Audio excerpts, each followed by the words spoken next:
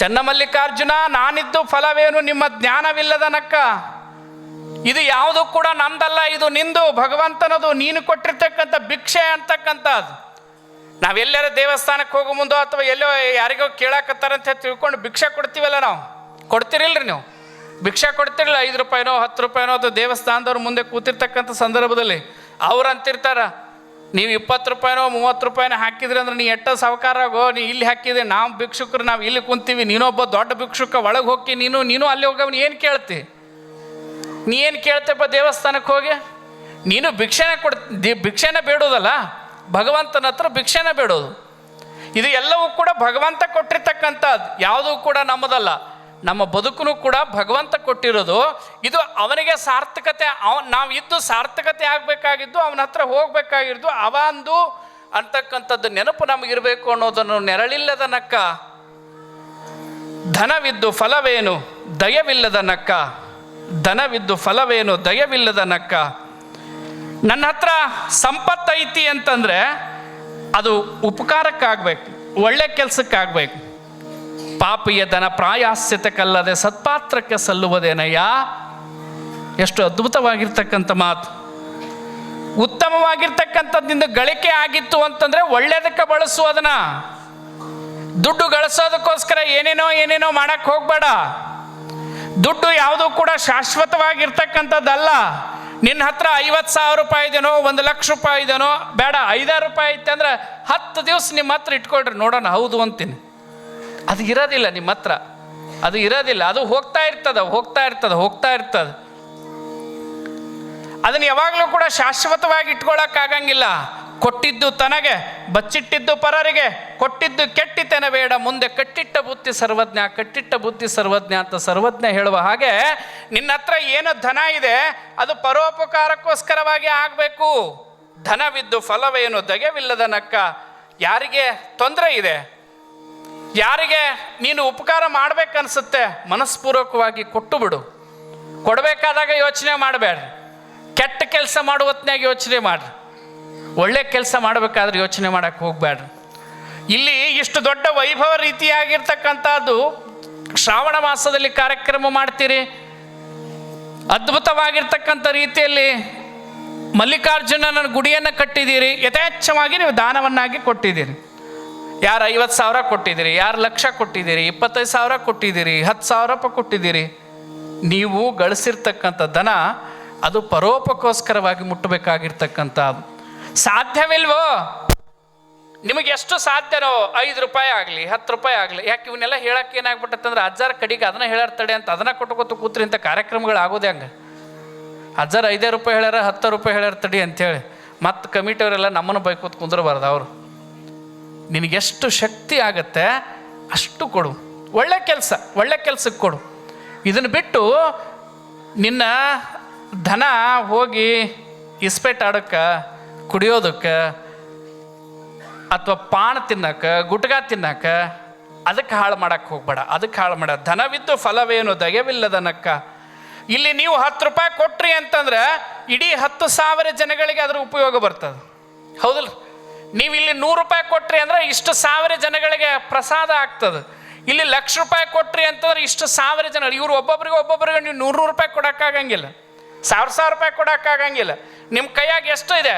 10,000 ಇದೋ, 1,00,000 ಇದೆನೋ. ಒಂದು ಸರಿ ಇಲ್ಲಿ ಕೊಟ್ರಿ ಅಂತಂದರೆ ಇಷ್ಟು ಜನಗಳಿಗೆ ಪ್ರಸಾದದ ರೂಪದಲ್ಲಿ ಹೊರಗಡೆ ಬರ್ತದೆ.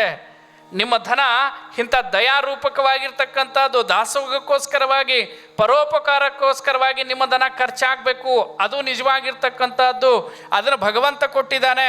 ಭಗವಂತನಿಗೆ ತಲುಪಿಸ್ತಕ್ಕಂಥ ಕೆಲಸ ಮಾಡು. ನಿನಗೆ ಎಷ್ಟು ಬೇಕೋ ಅಷ್ಟು ಇಟ್ಕೋ, ಉಳಿದಿದ್ದೆಲ್ಲ ಅಲ್ಲಿ ಹೋಗಿ ಕೊಡು. ಅದನ್ನು ಒಂದು ಕೈಯಿಂದ ನೀವೇನಾದರೂ ಕೊಟ್ಟರೆ ನಿಮಗೆ ಭಗವಂತ 10 ಕೈಯಿಂದ ಕೊಡ್ತಾನೆ. ಇದು ಶತಸಿದ್ಧವೇ ಇದು. ಕೊಟ್ಟು ನೋಡ್ಬೇಕು, ಅನುಭವಿಸ್ಬೇಕು. ಅದನ್ನು ಸುಮ್ಮನೆ ನಾ ಕೊಡ್ಬೇಕಂತ ಮಾಡಿದ್ದೀನಿ ರೀ ಆಗಲಿಲ್ಲ ಕೊಡೋಕ್ಕಲ್ಲ. ನಿನ್ನ ಕಡೆ ಅದಾವೀಗ ಕೊಟ್ಬಿಡು. ಎಷ್ಟು ಸಾಧ್ಯವೋ ಅಷ್ಟು ಉಪಕಾರಕ್ಕೋಸ್ಕರ ಕೊಡು. ಇಟ್ಕೊಂಡು ಅಂತಂದ್ರೆ ಅದು ಏನನ್ನೂ ಬರಂಗಿಲ್ಲ. ಧನ ಮನೆಯೊಳಗೆ ಇಟ್ಕೊಂಡು ಅಂದರೆ ಎದಕ್ಕೂ ಬರಂಗಿಲ್ಲ. ಅದು ಮೊನ್ನೆ ನೋಡಿದ್ರಲ್ಲ, ಮೋದಿಯವರು 8 ಗಂಟೆಗೆ ಭಾಷಣ ಮಾಡಿದ್ರು. ಯಾವುದೋ 1,000 ರೂಪಾಯಿ ನೋಟು ಬ್ಯಾನ್ ಮಾಡಲಾಗಿದೆ ಅಂತ. ಎಷ್ಟೋ ಜನ ಹೋಗಿ ಹೊಳಿಗೆ ಹಾಕಿ ಬಂದ್ರಂತ. ಇಟ್ಕೊಂಡು ಏನು ಉಪಯೋಗ? ಹಂಗೆ ಆಗಬಾರ್ದು. ನಿನ್ನ ಕಡೆ ಏನದ ಇಂಥ ಕಾಯಕ್ಕೆ, ಇಂಥ ಕೆಲಸಕ್ಕೆ, ಇಂಥದಕ್ಕೆ ನೀವು ಯಥೇಚ್ಛವಾಗಿ ಕೊಡಬೇಕು. ಭಗವಂತನ ಮೇಲೆ ನಂಬಿಕೆ ಇರಬೇಕು. ಏನು? ಕೊಡುವಾತ ಸಂಘ ಕೊಂಬಾತ ಸಂಘ, ನೀನು ಕೊಡುವನೆಂಬುದು ನಾ ಬಲ್ಲೆ ಅಂಥೇಳಿ ತಿಳ್ಕೊಂಡು ಯಥೇಚ್ಛವಾಗಿ ಇಲ್ಲಿ ಕೊಟ್ರಿ ಅಂದ್ರೆ ಆ ಭಗವಂತ ನಮಗೆ ಕೊಟ್ಟೇ ಕೊಡ್ತಾನೆ ಅಂತಕ್ಕಂಥ ಭಾವನೆಯನ್ನು ಇಟ್ಕೊಳ್ಬೇಕಾಗಿರ್ತಕ್ಕಂಥ ಹಾನಗಲ್ ಕುಮಾರ ಮಹಾಸ್ವಾಮಿಗಳವರು ಒಂದು ಕಡೆ ಬಸವ ಪುರಾಣ ನಡೆಸಿದ್ರು. ಹೀಗೆ ಹೇಳಿದ್ರು, ಎಲ್ಲರೂ ಕೂಡ ದಾಸೋಗಕ್ಕೆ ಏನೇನೋ ಕೊಡಬೇಕು ಅಂಥೇಳಿ ಹಲವಾರು ಜನ ತಂತಂದು ಕೊಡ್ತಾ ಇದ್ರು. ಪಾಪ ಮುದುಕಿ ಬಡಿವೇಕೆ, ಗುಡಿಸಲಲ್ಲಿರೋಳು, ಒಂದು ಹೊತ್ತಿನ ಪ್ರಸಾದಕ್ಕೂ ಕೂಡ ತೊಂದರೆ ಇರ್ತಕ್ಕಂಥದ್ದು ಆ ತಾಯಿಗೆ. ಆದರೆ ಮನಸ್ಸು ತುಡಿತಾ ಇತ್ತು, ನಾನು ಏನಾದರೂ ಕೂಡ ಕೊಡಬೇಕು ದಾಸೋಗಕ್ಕೆ ಅಂತ. ಆದರೆ ಮನೆಯಲ್ಲಿ ಏನೂ ಇಲ್ಲ. ಏನು ಕೊಡಬೇಕು ಅಂತ ಯೋಚನೆ ಮಾಡಿ ಸಂತ್ಯಾಗಿಂದ ಬರಾಕತ್ತಿದ್ಲು, ದಾಸೋಗ ಕಡೆನ ಬರಾಕತ್ತಿದ್ಲು, ಪ್ರವಚನಕ್ಕೆ ಬರಾಕತ್ತಿದ್ಲು. ಅಮ್ಮ 10 ರೂಪಾಯಿನೂ ಕೂಡ ಅವಳ ಕಡೆ ಇರಲಿಲ್ಲ. ಆಗಿನ ಕಾಲಕ್ಕೆ ಒಂದು 2 ರೂಪಾಯಿನೋ 1 ರೂಪಾಯಿನೋ 2 ರೂಪಾಯಿನೋ ಆಗಿನ ಕಾಲಕ್ಕಿತ್ತು. ಬಟ್ ಅವಾಗಿನ 1 ರೂಪಾಯಿನೂ ಈಗ 10,000 ರೂಪಾಯಿ 20,000 ರೂಪಾಯಿ ಲೆಕ್ಕಕ್ಕೆ ಬರ್ತಕ್ಕಂಥದ್ದು, ಅಷ್ಟು ಬೆಲೆ ಅವಾಗ ಹಣಕ್ಕೆ. ಒಂದು 2 ರೂಪಾಯಿ ಆ ಅಮ್ಮನ ಹತ್ರ, ಒಂದು 1 ರೂಪಾಯಿ ಆ ಅಮ್ಮನ ಹತ್ರ ಇತ್ತು. ಏನು ಮಾಡಬೇಕು, ನನ್ನ ಕಡೆ ಏನೂ ಆಗಂಗಿಲ್ಲ, ದಾಸೋಗಕ್ಕೆ ನಂದೊಂದು ಏನೋ ಸಲ್ಲಿಸ್ಬೇಕು ಅಂತೇಳಿ ತಿಳ್ಕೊಂಡು ಭಕ್ತಿಯಿಂದ ಸಂತ್ಯಾಗ ಬರೋ ಕಾಲಕ್ಕೆ ಕರಿಬೇವು ತೊಗೊಂಡು ಬಂದ್ಲು. 1 ರೂಪಾಯಿದು ಸಂಪೂರ್ಣ ಕರಿಬೇವು, ಅದ್ರಾಗ ತನ್ನ 8ನೇ ಇಟ್ಕೊಂಡು 8ನೇ ಕರಿಬೇವು ತರಲಿಲ್ಲ. ನನಗೆ ಕೊಡೋಕ್ಕಾಗೋದು ಇಷ್ಟಯಪ್ಪ, ತೊಗೊಂಡು ಬರ್ತೀನಿ ಅಂಥೇಳಿ ಕರಿಬೇವು ತೊಗೊಂಡು ಬಂದು ಎಲ್ಲರೂ ಅಲ್ಲಿ ಪಟ್ಟಿ ಓದಾಕತ್ತಿದ್ರು. ಇಂಥವ್ರು ಸಾಹುಕಾರರು 5,000 ರೂಪಾಯಿ ಕೊಟ್ಟಿದ್ದಾರೆ, ಇಂಥವ್ರು ಸಾಹುಕಾರ 500 ರೂಪಾಯಿ ಕೊಟ್ಟಿದ್ದಾರೆ, ಇಂಥ ಸಾಹುಕಾರ 500 ರೂಪಾಯಿ ಕೊಟ್ಟಿದ್ದಾರೆ. ಆಕೆಗೆ ದಿಗ್ಭ್ರಮೆ ಆಯಿತು. ನಾನು ತಂದಿದ್ದ 1 ರೂಪಾಯಿದು ಕರಿಬೇವು ತಂದೀನಿ, ಅಲ್ಲಿ ಹೋಗಿ ಹೆಂಗೆ ಬರ್ಸೋದು ಅನ್ಲಕ್ಕೆ. ಅಲ್ಲಿ ಅಕಸ್ಮಾತ್ ಬರ್ಸಕ್ಕೆ ಹೋದ್ನಿ ಅಂದ್ರೆ ಅವ್ರು ನಡುವೆ ಅಲ್ಲಿ ಹೋಗಿ ಕೊಟ್ಬಿಡ ಅಲ್ಲಿ ಅಂತಾರೆ ಅವ್ರು ಯಾಕೆ ಬರೋಕೆ ಹೋಗೋರು 1 ರೂಪಾಯಿದು ಹೇಳಕ್ಕೆ. ಸೀದಾ ಹಾನಗಲ್ ಕುಮಾರಸ್ವಾಮಿಗಳವ್ರು ಇದ್ದರು, ಆ ಸಭೆಯೊಳಗೆ ಮುಖ್ಯಸ್ಥರಾಗಿದ್ದರು. ಹಾನಗಲ್ ಅಜ್ಜರಲ್ಲೆಲ್ಲ ಒಂದು ಕಡೆ ಕೂತಿದ್ರು. ಅವ್ರ ಹತ್ರ ಹೋದ್ರಪ್ಪ, ನಾನು ಭಾಳ ಬಡಿವೇದೀನಿ, ಒಂದು ಹೊತ್ತಿನ ಊಟಕ್ಕೂ ಕೂಡ ತ್ರಾಸದ ನನಗೆ, ಆದರೂ ಕೂಡ ನೀನು ಮಾಡೋ ಈ ಸತ್ಕಾರ್ಯವನ್ನು ನೋಡಿ ಮನಸ್ಸು ತಡಿಲಿಲ್ಲ. ನಂದು ಏನಾದರೂ ಕೂಡ ಕೊಡಬೇಕು ಅಂತ ಮಾಡೀನಿ, ನನ್ನ ಕಡೆ ಇರೋದು 1 ರೂಪಾಯಿ ಇತ್ತಪ್ಪ, ಅದನ್ನು ತಂದು ಕೊಟ್ಟರೆ ಎಲ್ಲಿ ಹಾಕತ್ತೋ ಇಲ್ಲೋ ಅಂಥೇಳಿ ಗೊತ್ತಾಗಲಿಲ್ಲ. ಬರೋ ಕಾಲಕ್ಕೆ ಅದ 1 ರೂಪಾಯಿದು ಕರಿಬೇವು ತೊಗೊಂಡು ಬಂದೀನಿ, ಇದನ್ನು ತೊಗೊಳ್ರಿ ಅಂತ ಕೊಟ್ಟರು. ನಾವು ಯಾರು ಆಗಿದ್ರು ಅಂತಂದರೆ ಹೋಗ್ಬೇ 1 ರೂಪಾಯಿ ಕರಿಬೇವು ತೊಗೊಂಡು ಏನು ಮಾಡಲಿ ನಾನು ಅಂತಿದ್ದೀವಿ ನಾವು. ಆದರೆ ಹಾನಗಲ್ ಅಜ್ಜರು ಎಷ್ಟು ಬಹಳ ದೊಡ್ಡವರು ಆಗಿದ್ರು. ಹೌದಾ ಇವ ಭಾಳ ಚಲೋ ಕೆಲಸ ಮಾಡಿ 1,00,000 ರೂಪಾಯಿ, ಅಷ್ಟು 1,00,000 ರೂಪಾಯಿ ನಿಜ ಅವ್ರು ಕೊಡೋದು, ಅವ್ರ ಸಾಮರ್ಥ್ಯ ಅಷ್ಟೈತಿ. ನಿನ್ನಂಥ ಮಹಾತಾಯಿ ದೊಡ್ಡ ಮನಸ್ಸು ಮಾಡಿ 1 ರೂಪಾಯಿದು ಕರಿಬೇವು ತಂದಿಲ್ಲವ, ನಿನ್ನಂಥ ದೊಡ್ಡ ದಾನಿ ಯಾರೂ ಇಲ್ಲ ಅಂಥೇಳಿ ತಿಳ್ಕೊಂಡು ಹಾನಗಲ್ ಅಜ್ಜರಕ್ಕೆ ಸಮಾಧಾನ ಮಾಡಿದ್ರು. ಅದು ಸ್ವಾಮಿಯ ಗುಣಧರ್ಮ. ಅದನ್ನೇ ಹಾನಗಲ್ ಅಜ್ಜರು ಕಲಿಸಿಕೊಟ್ಟಿರ್ತಕ್ಕಂಥದ್ದು ಎಲ್ಲ ಸ್ವಾಮಿಗಳವ್ರಿಗೂ ಕೂಡ ಸಮಾಜದ ಸೇವೆ ಮತ್ತು ಸಮಾಜದ ಸುಧಾರಕ ಆಗಬೇಕು ಅಂತ.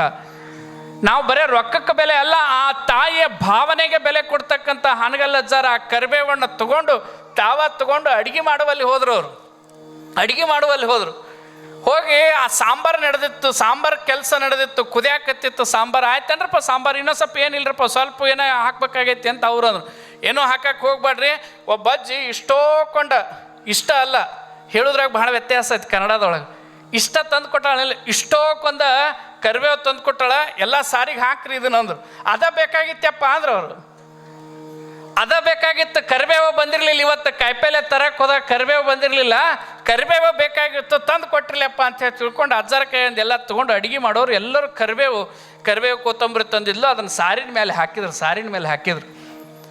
ಎಲ್ಲ ಅದನ್ನು ಕಲಿಸಿ ಕಾರ್ಯಕ್ರಮ ಮುಗೀತು. ಪ್ರಸಾದ ಮಾಡಿದ್ರು, ಎಲ್ಲರೂ ಪ್ರಸಾದ ಮಾಡಿದರು. ಪ್ರಸಾದ ಮಾಡಿದ ಉಳಿದ ದಿವಸ ಯಾರೂ ಅಜ್ಜರಿಗೆ ಹೇಳಿರಲಿಲ್ಲ, ಬಂದು ಯಾರೂ ಮಾತಾಡ್ಕೊಂಡಿರಲಿಲ್ಲ. ಆದರೆ ಅವತ್ತು ಆ ಕಾರ್ಯಕ್ರಮದಲ್ಲಿ ಬಂದಿರತಕ್ಕಂಥ ಎಲ್ಲ ಸಾರ್ವಜನಿಕ ಏನು ಭಕ್ತರಿದ್ದಾರೆ ಅವರೆಲ್ಲ ಪ್ರಸಾದ ಮಾಡಿದವರು, ಏನು ಸಾಂಬಾರಾಗಿತ್ತು ರೀ ಇವತ್ತು, ಏನು ಅದ್ಭುತ ಸಾಂಬಾರಾಗಿತ್ತು, ಕರಿಬೇವು ಏನು, ಕೊತ್ತಂಬರಿ ಏನು, ಎಷ್ಟು ಅದ್ಭುತ ಆಗಿತ್ತು ರೀ ಇವತ್ತು ಸಾಂಬಾರು ಅಂದರು ಎಲ್ಲರೂ. ಅಜ್ಜಿ ಬಂದು ನಮಸ್ಕಾರ ಮಾಡಕತ್ತಿದ್ಲು. ಇವರೆಲ್ಲ ಏನು ಹೇಳಕತ್ತದ್ದು ಗೊತ್ತಿಲ್ಲ ನಿನಗಾದ್ರು. ಹ್ಞೂನಪ್ಪ, ಸಾಂಬಾರು ಭಾಳ ಚಲೋ ಆಗಿತ್ತಪ್ಪ ಇವತ್ತೊಂದು ಕೊಟ್ಟಕಿನ ಸಾಂಬಾರು ಇವತ್ತೇನು ಚಲೋ ಆಗೈತಿಲ್ಲ, ಅದನ್ನು ಮಾಡಿದವ್ರು ಚಲೋ ಆಗಿಲ್ಲ, ನೀನು ಭಕ್ತಿಯಿಂದ ತಂದು ಕೊಟ್ಟಿರ್ತಕ್ಕಂಥ ಕರಿಬೇವು ಕೊತ್ತಂಬರಿ ಏನೈತಿಲ್ಲ ಅದಕ್ಕೆ ಹಾಕಿದ್ರು, ಅದಕ್ಕೆ ಸಾಂಬಾರು ಭಾಳ ಚಲೋ ಆಗೈತೆವ ಅಂದ್ರಂತ ಹಾನಗಲ್ ಅಜ್ಜಾರ್. ಅಂದ್ರೆ ಭಕ್ತಿ ಮಾಡಬೇಕಾಗಿತ್ತು ಅಂದರೆ ನೀನು ಭಾಳ ಭಕ್ತಿಯಿಂದ ಕೊಡಬೇಕಾಗಿರ್ತಕ್ಕಂಥದ್ದು. ಅದನ್ನು ಬಿಟ್ಟು ನಾನು ಕೊಟ್ಟಿದ್ದ ಒಂದಿಷ್ಟು ಹೇಳ್ಕೊಡೋದು ಭಾಳ ಆಗಬಾರ್ದು. ನೀನು ಕೊಡು ಹೊತ್ನ್ಯಾಗ ಏನೇ ಕೊಟ್ಟರು ಕೂಡ ಅಂತಿರ್ತಾರೆ, ಏನು ಆಗಂಗಿಲ್ಲ, ಕೊಡು, ಕೈ ಮುಚ್ಚಿ ಕೊಟ್ಟು ಕೈ ಮುಚ್ಚಿ ಕೊಡ್ತಾರೆ, ತಗೋ ಅಂತ ಹೇಳ್ತಿರ್ತಾರೆ. ಹೌದಲ್ಲ? ನೀವು ಕೊಡು ಹೊತ್ನ್ಯಾಗ ಕೈ ಮುಚ್ಚಿ ನಿಮ್ಗೆ ಮನಸ್ಸನ್ನು ಬಿಚ್ಚಿ ಕೈ ಮುಚ್ಚಿ ಕೊಡಬೇಕು. ಕೊಡುವ ಹೊತ್ನ್ಯಾಗ ಮನಸ್ಸು ಬಿಚ್ಚಿ ಕೈ ಮುಚ್ಚಿ ಕೊಡಬೇಕು. ನಿಮಗೆ ಬಹಳ ಆಯಿತು ಅಂತ ಅನ್ನಬಾರ್ದು. ನಿಮಗೇನು ಸಾಧ್ಯತೆ, ಯಾಕಂದ್ರೆ ಭಗವಂತ ಕೊಟ್ಟೇ ಕೊಡ್ತಾನೆ. ಅವನ ಕೆಲಸನೇ ಅದು, ಕೊಟ್ಟವರಿಗೆ ವಾಪಸ್ ಕೊಡೋದನ್ನು 10 ಪಟ್ಟು ಕೊಡ್ತಕ್ಕಂಥದ್ದು ಕೆಲಸ ಭಗವಂತ ಮಾಡ್ತಾನೆ. ಧನವಿದ್ದು ಫಲವೇನು ದಯವಿಲ್ಲದ ನಕ್ಕ. ಆ ದಯವನ್ನು ನಾವೆಲ್ಲರೂ ಕೂಡ ಇಟ್ಕೊಳ್ಬೇಕಾಗ್ತದೆ. ರೂಪಿದ್ದು ಫಲವೇನು ಗುಣವಿಲ್ಲದ ನಕ್ಕ. ರೂಪ ಐತಿ ಅಂತ ತಿಳ್ಕೊಂಡು ನೀನು ಬಹಳ ನೀನು ಚಂದದಿ ಅಂತ ತಿಳ್ಕೊಂಡು ಉಳಿದವ್ರು ಕೆಟ್ಟದಾರ ಅನ್ನಕ್ಕೆ ಹೋಗಬಾರ್ದು. ಯಾವತ್ತಿಗೂ ಕೂಡ ಶಾಶ್ವತವಾಗಿರ್ತಕ್ಕಂಥದ್ದಲ್ಲ ರೂಪ. ವಯಸ್ಸಾದಂಗೆ ಆದಂಗದ ಮುಪ್ಪು ಆಗುದಾನೆ. ನೆರೆಗನ್ನಕ್ಕೆ ತೆರೆಗಲ್ಲಕ್ಕೆ ಶರೀರಗೂಡು ಹೋಗೋದು ಮುನ್ನ ಅದು ಆಗದೆ, ಅದು ತಪ್ಪಂಗಿಲ್ಲ. ಅದು ಶಾಶ್ವತವಾಗಿರ್ತಕ್ಕಂಥದ್ದಲ್ಲ ರೂಪ. ಯೌವನ ಶಾಶ್ವತ ಅಲ್ಲ. ಹುಟ್ಟಿದ ಮಗು ಬೆಳೀತದೆ, ಬೆಳೆದ ಮಗು ಮುಪ್ಪಾಗ್ತದೆ, ರೂಪ ಹೋಗ್ತದೆ. ನೀನು ರೂಪದ ಬಗ್ಗೆ ತಲೆ ಕೆಡಿಸ್ಕೊಳ್ಬೇಡ, ನಿನ್ನಲ್ಲಿರ್ತಕ್ಕಂಥ ಗುಣದ ಬಗ್ಗೆ ತಲೆ ಕೆಡಿಸ್ಕೊಳ್ಬೇಕಾಗಿರ್ತಕ್ಕಂಥದ್ದು. ಉತ್ತಮವಾಗಿರ್ತಕ್ಕಂಥ ಗುಣ ಇತ್ತು ಅಂತಂದರೆ ನಿನ್ನ ರೂಪವನ್ನು ಯಾರೂ ಕೂಡ ನೋಡಂಗಿಲ್ಲ. ನಿನ್ನ ರೂಪ ಯಾರೂ ನೋಡಂಗಿಲ್ಲ, ನಿನ್ನಲ್ಲಿರ್ತಕ್ಕಂಥ ಗುಣವನ್ನು ನೋಡ್ತಾರೆ. ಗುಣವನ್ನು ನೋಡಿದ್ರೆ ಏನು ಅದ್ಭುತ ರೀ, ತಾಯಿ ಕಾಯಕ ಮಾಡ್ತಾಳೆ, ಮನೆಯಲ್ಲಿ ಬಂದವರನ್ನು ಎಷ್ಟು ಪ್ರೀತಿಯಿಂದ ಕಾಣ್ತಾಳೆ.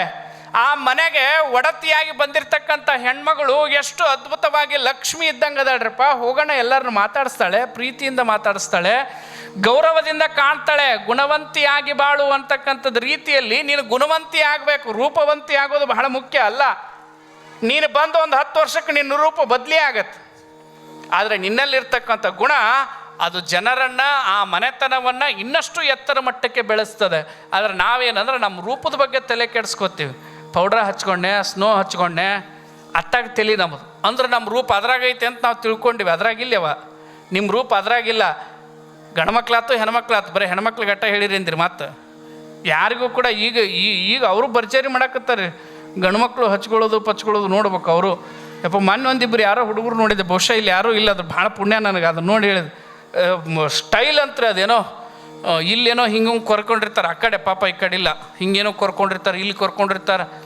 ಇನ್ನೊಬ್ರು ಮಾಡಿಸಿದ್ದು ಹಿಂಗೆ, ಅದನ್ನು ಕೂದಲ ಇಲ್ಲೆಲ್ಲ ತೆಗ್ಸಿದ್ದ, ಇಲ್ಲಿ ಇಟ್ಕೊಂಡಿದ್ದ. ನಾವು ಪೇಟ ಹಾಕ್ಕೊಂಡೆ, ಅವ ಕೂದಲ ಹಿಂಗೆ ಇಟ್ಕೊಂಡಿದ್ದು. ಇದೇನೋ ಸಗಣಿ ಬುಟ್ಟಿ ಎಂದೀವಿ ನಾವು. ಸ್ಟೈಲ್ ರೀ ಅಜ್ಜರ ಅಂದ. ಕರ್ರ ಇದನ್ನ ಹಿಡಿದು ಕಟ್ ಮಾಡಿದ್ರೆ ಅದನ್ನು. ರೂಪ ಅದ್ರಾಗಿಲ್ಲ. ರೂಪ ಇರೋದು ಎದ್ರಾಗ ಅಂದ್ರೆ ನಿನ್ನ ಗುಣದಾಗಿದೆ. ರೂಪಿದ್ದು ಫಲವೇನು ಗುಣವಿಲ್ಲದ ನಕ್ಕ. ಒಬ್ಬ ಹೆಣ್ಮಗಳು ಹೆಣ್ಮಗಳು ಇದಕ್ಕೆ ಹೋಗಿದ್ಲು, ಪಿಕ್ಚರ್ಗೆ ಹೋಗಿದ್ದಳ್ರಿ. ಗಂಡಗೆ ಹಠ ಮಾಡಿ ಪಿಕ್ಚರ್ ಕರ್ಕೊಂಡು ಹೋಗಿದ್ಲು. ಅದು ಯಾವ್ದು ಹೋಗಿದ್ಲು ಅಲ್ಲಿ ರೀ, ಇಲ್ಲಿ ಆ ಪಿಕ್ಚರ್ ನೋಡ್ರಿ ಎಲ್ಲೋ ಗೊತ್ತಿಲ್ಲ. ಈಗ ಒಂದು 20 ವರ್ಷದ ಹಿಂದೆ ಕತೆ ಅದು. ಅದಾದ ಜನ್ಮದ ಜೋಡಿ ಅಂತ ಪಿಕ್ಚರ್ ಅಂತ್ರಿ ಅದು, ಅಲ್ಲಿ ಕನ್ನಡದಾಗಿರೋದು. ಬರೀ ಅಳುವುದು, ಪ್ರಾರಂಭದಿಂದ ಹಿಡಿದು ಕೊನೆಯವರೆಗೂ ಅಳುವುದಾಯ್ತಂತ ಆ ಪಿಕ್ಚರ್ನಾಗ. ಅದಕ್ಕೆ ಹೋಗೋಣ ಅಂತ ಕರ್ಕೊಂಡು ಹೋಗಿದ್ಲು. ಆಯಿತು ನಡಿ ಹೋಗೋಣ, ಭಾಳ ದಿವಸ ಆಯ್ತು, ನೀನು ಹೋಗಿಲ್ಲ ನಾನು ಹೋಗಿಲ್ಲ ಅಂಥೇಳಿ ಗಂಡ ಹೆಂಡತಿ ಹೋದರು. ಹೋಗಿ ಕೂತ್ಕೊಂಡ್ರು. ಸಿನಿಮಾ ಸ್ಟಾರ್ಟ್ ಆಯಿತು. ಸಿನಿಮಾ ಸ್ಟಾರ್ಟ್ ಆಗಿ 10-15 ನಿಮಿಷ ಆಯಿತು, 20 ನಿಮಿಷ ಆಯಿತು, 30 ನಿಮಿಷ ಆಯಿತು. ಎಲ್ಲರೂ ಅಳಾಕತ್ತಾರೆ ಆ ಪಿಕ್ಚರ್ನಾಗ. ಎಲ್ಲರೂ ಅಳಾಕತ್ತಾರೆ. ಗಂಡಗೆ ಯೋಚನೆ ಬಂತು, ಇಷ್ಟೊಂದು ಅಳುವಷ್ಟು ಈ ಪಿಕ್ಚರು ಹೆಂಗೆ ತೆಗ್ದಾರೆ ಇದನ್ನು ಅಂಥೇಳಿ. ಅವನಿಗೂ ಒಂದು ಸ್ವಲ್ಪ ದುಃಖ ಆಗದೆ. ಗಂಡಮಗಾದರೂ ಕೂಡ ಅವನಿಗೂ ಮನಸ್ಸು ಇರ್ತದಲ್ಲ, ಅವನಿಗೂ ಹೃದಯ ಇರ್ತದೆ. ಅಳಾಕತ್ತಿದ್ದ ಅವನು. ಪಕ್ಕದಾಗ ಹಿಂಗೆ ಹೊಳ್ಳಿ ನೋಡಿದ್ಲಾಕಿ ಗಪ್ಪ ಕುಂತಿದ್ಲು ಶಟದ ಹಿಂಗೆ. ಯಾರು ಹೆಣ್ತಿ, ನಾ ಭಾಳ ಚಂದ ಅದೀನಿ ಅಂತ ಅನ್ನಕ್ಕೆ ಕುಂತಿದ್ಲಾಕಿ. ಇಂಟ್ರೋಲ್ ಬಿಡ್ತು. ಅವಾಗೂ ಹೊಳ್ಳಿ ನೋಡ್ತಾನ, ಆಕೇನು ಆ ಕಡೆ ನೋಡೋ ಒಳ್ಳಕ್ಕೆ ಗಪ್ಪನ ಶಟದ ಕೂತಾಳ. ಮತ್ತು ಪಿಕ್ಚರ್ ಸ್ಟಾರ್ಟ್ ಆಯ್ತು. ಮತ್ತೆ ಅಳಾಕೆ ಶುರು ಮಾಡಿದ್ಲಿ. ಎಲ್ಲರೂ ಅಳಾಕತ್ತಿದ್ರ ಟಾಕೀಸ್ನಾಗ. ಈಕಿನ ಒಬ್ಬನ ಬಿಟ್ಟು ಇವನು ಅಳಾಕತ್ತಾನ, ಎಲ್ಲರೂ ಅಳಾಕತ್ತಾರ. ಹೇಳೋರು ಹೆಂಗೆ ಹೇಳ್ತಾರಂತಂದ್ರೆ ಅದನ್ನು ಏನು ಟಾಕೀಸ್ನಾಗ ಹರ್ನಾಳಿಗಾಗಿಂದ ನೀರು ಹೊರಗೆ ಬರಾಕ್ತಿದ್ವು ಅಂತ ಹಂಗೆ ಅಳಾಕತ್ತಿದ್ರು ಮಂದಿ. ಆದ್ರೆ ಈಕೇನು ಅಳ್ಳಿಲ್ಲ, ಗಪ್ಪನ ಕೂತಿದ್ಲಂತೆ. ಪಿಕ್ಚರ್ ಮುಗೀತ್ರಿ. ಹೇಳ್ತೀನಿ ನಿಮಗೆ, ಇವನಿಗೆ ತಡ್ಕೊಳಕ್ಕಾಗಲಿಲ್ಲ ಗಂಡಗೆ. ಇಡೀ ಇಷ್ಟು ಮಂದಿ ಕುಂತವ್ರೆಲ್ಲರೂ ಭಾಳ ಅಳಾಕತ್ತಾರ, ನೀ ಯಾಕೆ ಅಳವಳ್ಳಿ ಅಂತ ಕೇಳಿದವ ನಡ್ಬರ್ಕ್ ಒಂದ್ಸರಿ. ನಾನು ಟಿಕೆಟ್ ಕೊಟ್ಟು ರೊಕ್ಕ ಕೊಟ್ಟು ಬಂದೀನಿ, ಅಳಾಕೆ ಬಂದಿಲ್ಲ, ಕೂತ್ಕೊಂಡಿನಿ ಅಂದ್ಲಕ್ಕೆ. ರೊಕ್ಕ ಕೊಟ್ಟು ಬಂದೀನಿ, ಕೂತ್ಕೊಂಡು ಅಂದ್.